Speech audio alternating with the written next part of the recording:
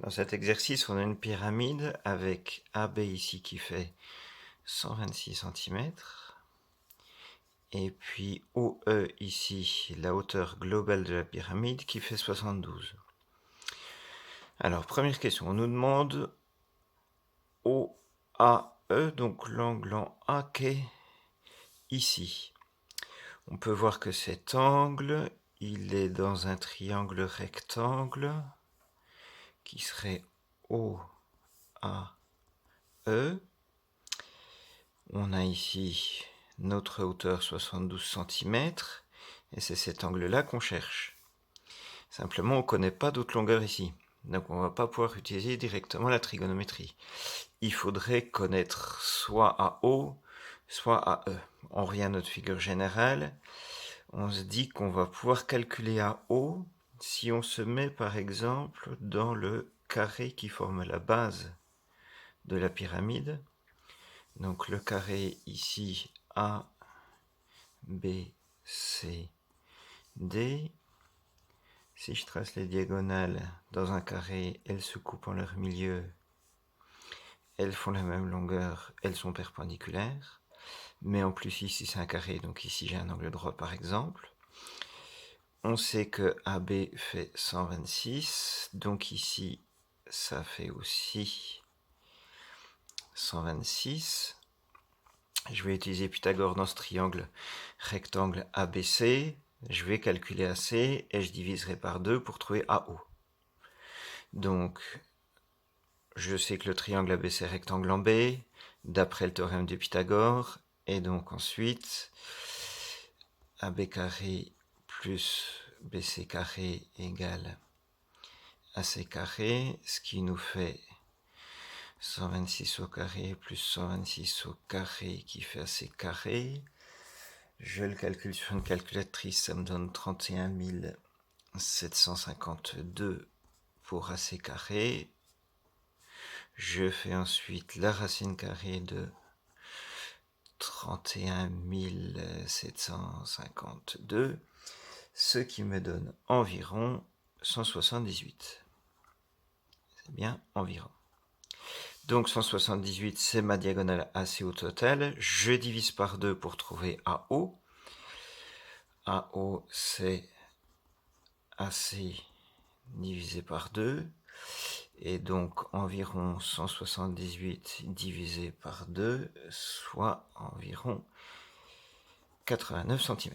Donc maintenant que j'ai ma longueur AO, je peux revenir ici dans mon triangle là avec cette fois-ci deux longueurs.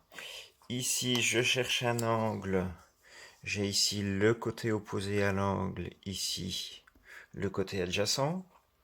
Donc je peux utiliser la trigonométrie et plus particulièrement la tangente. Donc toujours je précise dans le triangle AOE rectangle en haut. J'ai pas fait la rédaction tout à l'heure de Pythagore parce que vous la connaissez par cœur.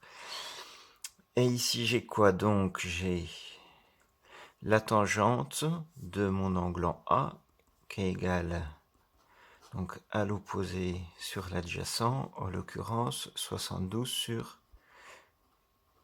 89.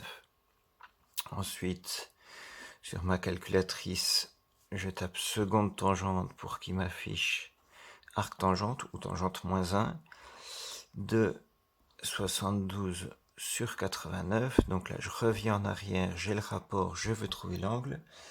Et la calculatrice me dit que ça me fait un angle d'environ 39 degrés. Et donc ça, c'était mon angle en A. On a trouvé l'angle en A. On nous demande aussi l'angle AOE, c'est-à-dire l'angle en E ici. Toujours dans le même triangle. Alors soit j'utilise à nouveau la tangente, mais cette fois-ci ce serait 89 l'opposé et 72 l'adjacent. Vu que j'ai changé d'angle, ça me change mes côtés. Ou alors je sais que la somme fait 180. Comme ici j'ai un angle droit, j'ai déjà le 39. Et donc l'angle en E, il fait 180 moins 90 plus 39, donc il fait 51 degrés. Toujours environ, vu que le 39, c'était une valeur approchée. On vient de faire la première question. On nous dit ensuite que on a I qui est ici le milieu de BC. Et on nous demande de calculer EI, c'est-à-dire cette longueur-là. Alors, je peux voir un triangle EIB qui serait un triangle rectangle en I. Ce qui pourrait me faire penser à utiliser soit de la trigonométrie, soit Pythagore. La trigonométrie, si je connais aucun angle. Pythagore, je connais BI éventuellement, vu que c'est 126 divisé par 2, mais je connais pas BE, donc ça me permettra pas de calculer EI. Je pourrais calculer les longueurs qui me manquent, mais je peux aussi me mettre dans le triangle EOI. Si je me mets dans EOI,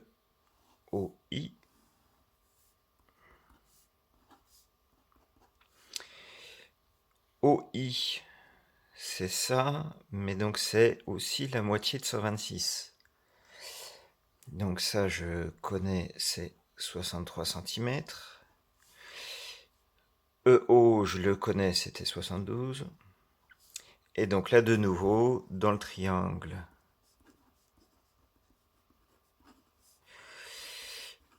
EOI,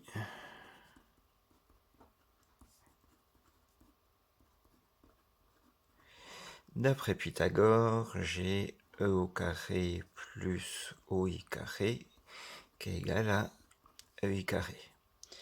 Et donc ici, si je reprends mes valeurs, ça me fait 72 au carré plus 63 au carré. J'utilise une calculatrice qui me dit que ça fait 9153 pour EI carré. Et donc EI qui est égal à la racine de 9153, soit environ 96 cm. Bon, très bien. On me demande ensuite de déduire l'aire du triangle BC. Alors je comprends mieux pourquoi ils m'ont fait calculer EI, puisque EI est en fait une hauteur du triangle BC. Le triangle BC, il ressemble à ça. C'est un triangle isocèle, même si ici c'est pas important. Là, j'ai ma hauteur qui coupe en I. Et donc je sais que BC au total fait 126 et je viens de calculer cette hauteur 96. Donc l'aire du triangle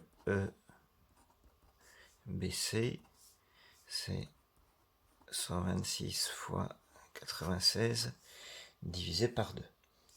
Ce qui fait 6048. Bon, je peux arrondir à 6000 cm². On me demande ensuite, on me dit qu'on veut peindre cette pyramide. C'est pour ça qu'on s'intéresse à l'air, je pense. On veut déterminer en mètres carrés la surface à peindre. On a 4 triangles identiques, les 4 triangles latéraux de la pyramide, plus la base carrée. Donc ici, dans cette figure, je vais faire les 6000 que j'ai calculés ici, que j'ai 4 fois, plus le carré de base. Donc ça me fait, pour l'aire de la pyramide, les 4 fois l'aire des triangles, plus l'aire de la base. Alors là, je l'écris comme ça, j'aurais pu faire une longue phrase qui voulait dire la même chose. Ce qui me fait 4 fois 6000, en tout cas, il faut expliquer ce qu'on fait quand même, plus 126 au carré.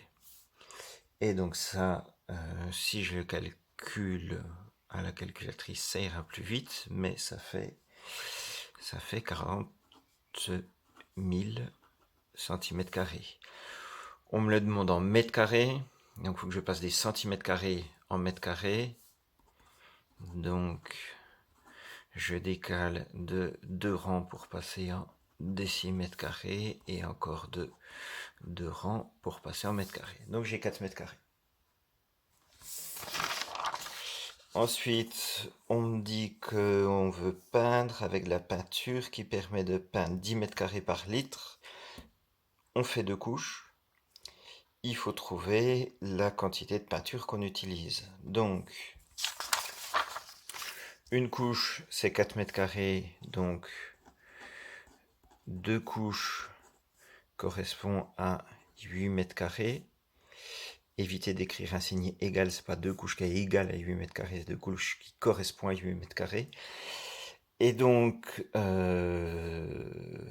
c'est proportionnel, donc 10 mètres carrés, c'est 1 litre. Et moi j'ai 8 mètres carrés, et je veux savoir combien ça fait de litres. 8 fois 1 divisé par 10, et donc ici je trouve 0,8 litres. Et voilà.